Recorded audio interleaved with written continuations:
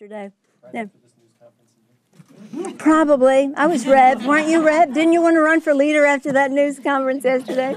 Yeah, no, probably finally yesterday. In fact, I called my brother Tommy this morning to tell him my final decision. Because really, being actively involved in politics at this level is really insatiable.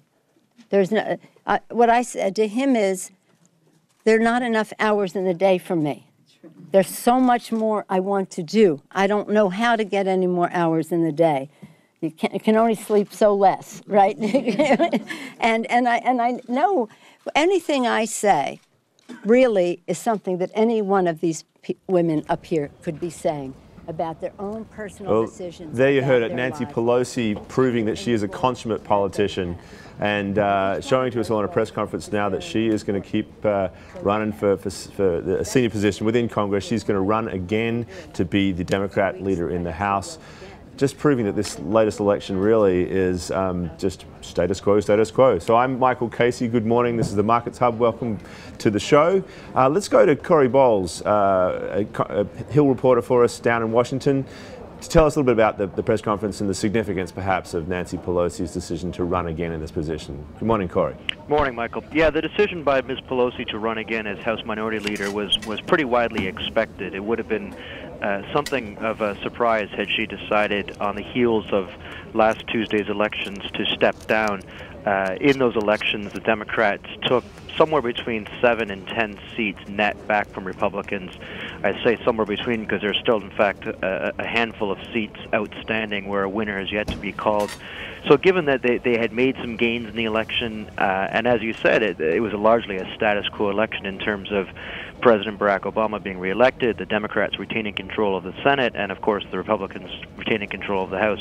It would have been a surprise, given all of that, if she did announce that she was stepping down today. Right. But at the same time, I mean, the concern some people would have about the status quo is, in fact, that status quo caused us some headaches last year as we went into the debt ceiling debate and now going into the fiscal cliff debate now. You know, a divided Congress. You know, Nancy Pelosi is not actually, it seems to me, beloved by a lot of Republicans. What does this say about the prospect for deals? Of course, she doesn't control the House, but how important is she and her position to the prospect of compromise on the Hill with regards to the fiscal debate underway right now? I think what you'll see is when it comes to the formal negotiations beginning between her, other congressional leaders, and of course the president, is she's going to play the role of the staunch defender of these large entitlement programs, Medicare, Medicaid, Social Security.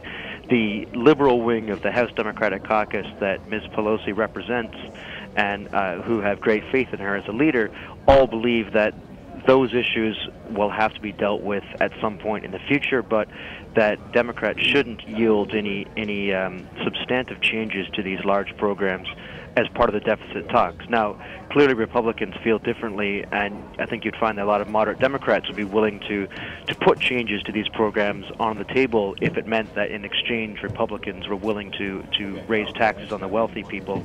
Ms. Pelosi will almost certainly push back against those attempts to do so. We'll see how successful she is, but that's going to be her role as these negotiations continue to be kind of the conscience of these social safety net programs. And it certainly does seem to set the stage for a big battle